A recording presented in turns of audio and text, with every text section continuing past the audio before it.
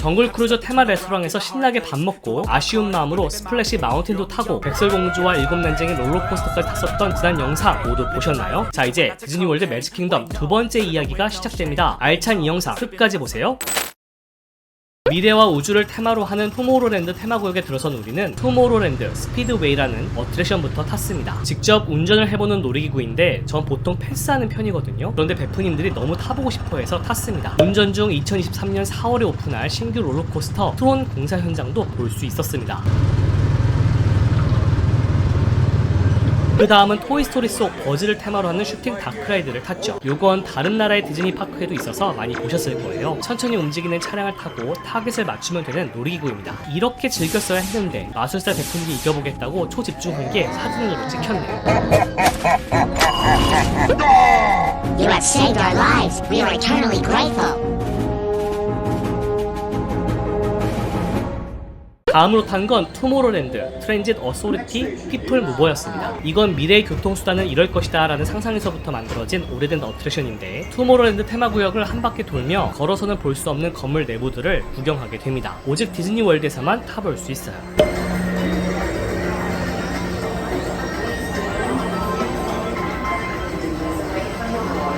디즈니월드에서만 경험해볼 수 있는 것으로는 캐러셀 오브 프로그레스도 있습니다. 극장 전체가 빙글빙글 도는 이 특이한 어트랙션은 1964년 뉴욕 세계박람회 때 만들어진 것으로 우리의 삶이 세월에 따라 어떻게 변했는지 보여주는데요. 100% 애니메트로닉스, 그러니까 로봇으로만 공연됩니다. 극장 좌석에 돌면서 무대가 변화하는 게 신기한 부분이죠.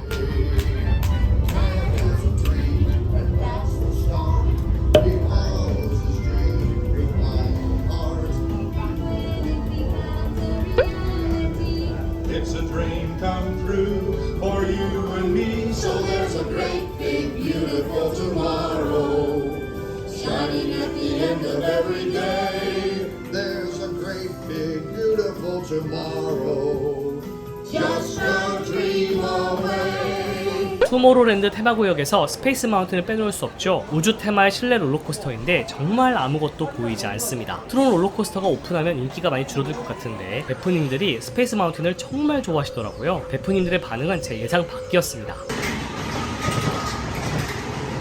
조금 출출해진 우리는 케이시스 코너라는 이름의 핫도그 맛집을 찾았습니다. 매직킹덤에서 유명한 맛집 중 한 곳이니까 기회가 되면 한번 방문해보면 좋습니다. 여기서 팁! 디즈니월드 내 퀵서비스 레스토랑들은 이렇게 물을 무료로 제공합니다. 물을 계속 사먹는 게 부담된다면 퀵서비스 레스토랑에서 이렇게 제공되는 물을 찾아서 마시는 것도 방법입니다. 해가 질 때쯤 정글 크루즈를 찾았어요. 저는 정글 크루즈를 낮에 타는 것보다 밤에 타는 걸 선호해서 베프들을 저녁에 데리고 갔는데요. 낮보다는 훨씬 더 집중해서 정글을 관람할 수 있기 때문이죠. 분위기도 더 모험하는 것 같기도 하고요. 유명한 정글 크루즈 아재 유머도 빼놓을 수 없죠.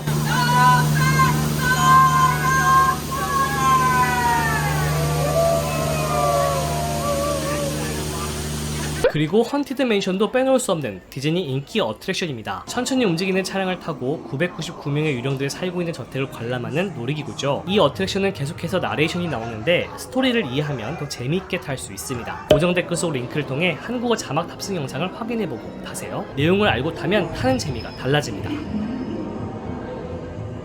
헌티드 맨션과 비슷하지만 분위기는 완전 다른 인어공주 어트랙션도 있습니다. 천천히 움직이는 차량을 타는 것 똑같은데 인어공주 이야기를 관람하는 내용이라는 점에서 분위기가 완전 다르죠.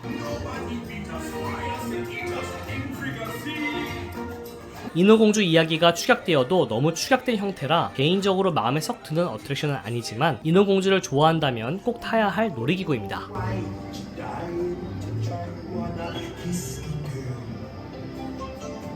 매직킹덤에서 놓쳐서는 안 되는 게 하나 있으니 바로 불꽃놀이죠. 역시 마무리는 불꽃놀이로 하는 게 좋은데 현재 디즈니 인챈트먼트라는 이름의 공연이 진행 중입니다. 이 공연은 50주년 기념으로 최근 디즈니가 선보인 불꽃놀이인데 평가가 좋진 않죠. 그래서인지 2023년에는 인기가 좋았던 불꽃놀이 공연 해필리 에버 애프터가 돌아온다고 합니다. 디즈니 인챈트먼트와 해필리 에버 애프터 모두 한국어 자막 영상으로 만든 적이 있으니 고정 댓글을 확인해보세요. 가사 내용을 알면 감동이 달라집니다. 하지만 우리에게 불꽃놀이는 마무리가 아니었어요. 늦은 저녁 식사를 위해 또 다른 테마 레스토랑 비어워 게스트를 찾았죠. 일부러 매직킹덤 폐장 시간 이후로 예약을 잡았습니다. 왜 그런지는 아시죠? 비어워 게스트 레스토랑은 미녀와 야수 테마 레스토랑입니다. 식사 공간이 3곳으로 나뉘는데 영화에서 벨과 야수가 춤을 추던 대연회장이 메인입니다.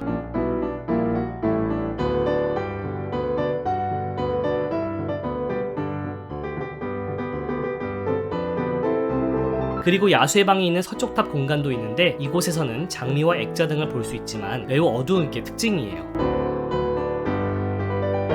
나머지 한 곳은 벨과 야수 동상과 사진들이 있는 로즈 갤러리입니다. 가장 무난한 식사 장소죠. 식사 장소는 입장 시에 선택을 요청할 수는 있지만 보장되지는 않습니다. 이 레스토랑은 원작의 배경처럼 프랑스식 요리를 판매하는데요. 달팽이 요리 같은 프랑스 요리가 익숙하지 않거나